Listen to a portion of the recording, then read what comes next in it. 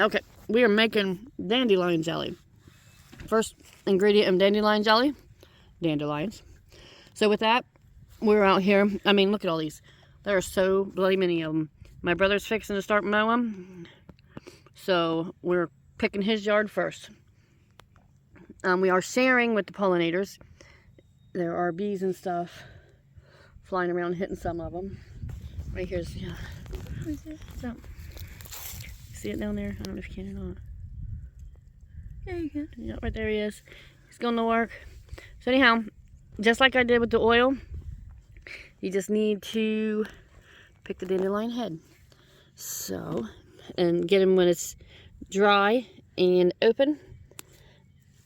That way we ain't got to worry about him getting moldy and stuff, because this is a totally different process than I did with the oil. So anyhow, that's all you need. Just pick the dandelion head and we're going to get started. Let's pick and party. Okay, as you can see, we picked a ton of dandelions. Now we got to remove the yellows. Yeah, so that's going to be fun. Don't put the green in it, because that will make the jelly bitter. So we got to remove the yellow, so let's do that. Okay, so with reducing this here, I'm just taking the flower top and I just kind of roll it around a little bit here, and then it just kind of helps pop these right on out. And try not to get any of the greens, like I said earlier there, but all you got to do is, some of them are easier than others. We tried to pick big petals, so we had easier to get yellow from. But there you have it. And this jelly recipe calls for 4 cups, but you do 2 at a time and steep in it. That's it. So 3½ cups of water, and we bring out to a simmer with 2 cups of dandelion petals. So, should we get it almost boiling and then turn it down? Make life easier? Yeah. Okay, so we'll do that. That way we get her done quicker. So I'm gonna get it to almost a boil. See the water, if you can see it's out to the steam there, it's starting to simmer a little. And these are our dandelion petals, as you saw us picking forever to get. But that is 2 cups. And then it literally just simmers for 10 minutes. So it's 4:27. Yep, so anyhow, there you have it. 10-minute simmer. Now I'm just going to kind of dip these down in here to get them in the water.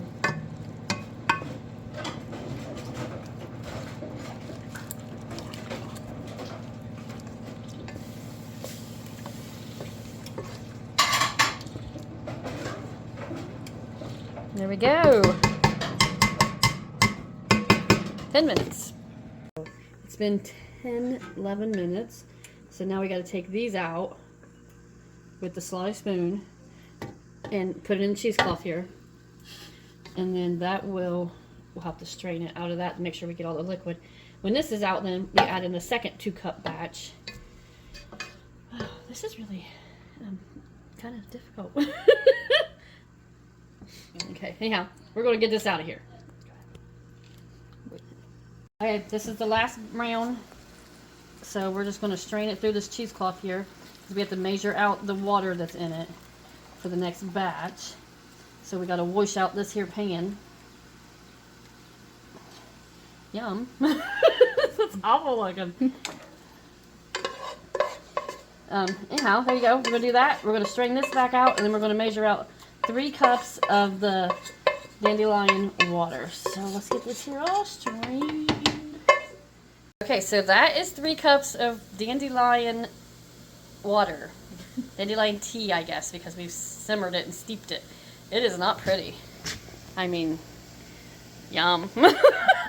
So now we add 2. Okay, so we add the 3 cups of dandelion infused water back into this here. It's almost like a beef broth when I'm looking at it like this. And then it's 2 tablespoons of lemon juice.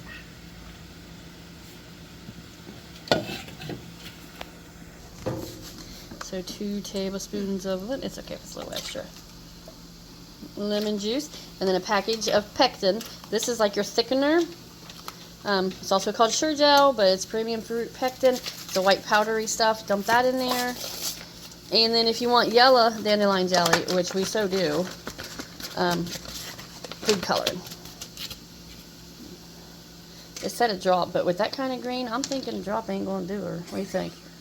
Is that yellow? Yeah, it said it was yellow. Shoot, by the time we're done, we might have a wing stuff. Nothing like learning together. Yeah, we gotta bring this back to a full rolling boil. And then we add in the sugar. So we got our turn back on. Now we're just gonna stir it and wait for it to boil. Okay, so you can see we're at a full rolling boil here. So dumping out the already measured 4.5 cups of sugar.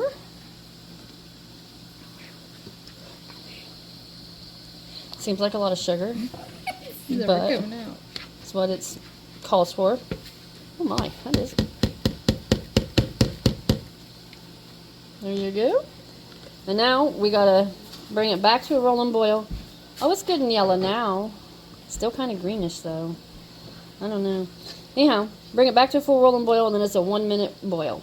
But in the meantime, it's a hot pack because this is hot jelly. So we got the water canner going at a full rolling boil here. We'd show you, but we don't have a pot holder. Yep, see, it's going. It's going to be super hot. And we have our jars sterilized and cleaned in the oven at 200. That way it's a hot pack of food into a hot jar, into a hot canner, so we're not shocking anything. But let me get the sugar dissolved, and then we'll time it for a minute once it starts boiling. Okay, so you can see we got a full rolling boil. Just got the timer on for 1 minute. And so this is all we do, constant stir. And then when that's done, we'll remove it and strain off any foam. Okay, so anyhow, you can see I'm skimming the foam off the top here. It's not a lot of foam, just some.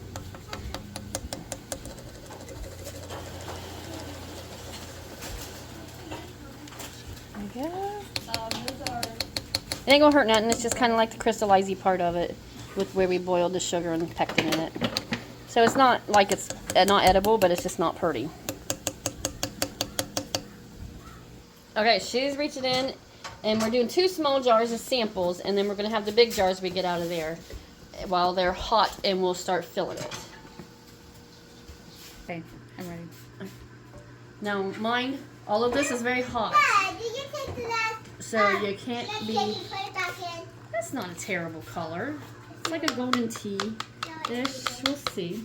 Anyhow, we're just going to ladle it up, fill all these jars up to a 1/4 inch of headspace. Let's hurry up and talk about that while we got this here going. I'll show you where it's at here in a minute.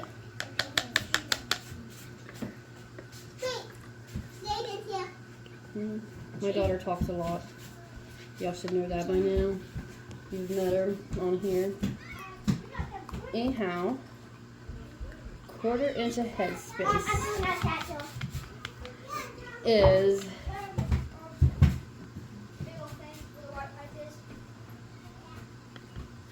Okay, so let's talk about it. So as we're talking here, you see these rings in the top of your jar. Right here starts, and that's like 1/8, and you go around down to the 1/4 inch. And this kid over here is starving because his mom don't cook for him, even though he just had a cheeseburger and mushrooms. Yeah, this here is right about 1/4 inch, so we're close. So then this here's a 1/2 inch, and then down here is 1 inch. So with that, we're close to 1/4 inch. Now, next thing you gotta do is wipe your rims. Wipe them like you ain't never wiped them before. Gotta have no debris on there at all. Wet it if it's sticky, which jelly's sticky. I mean, you got my cabinet junk over there. Okay, and these here is regular mouth bands, or not bands, lids. And they just fits right on top there like so. And then you put your lid on, finger tight just right. Mind you, the jar is hot as crap. So you have to hang on to it and then screw it on there better. And then use your jar lifter. Okay, that's good. And then she uses the jar lifter. We'll make sure it's tight. And it goes in the canner. Alright, follow her to the canner. Raise it up.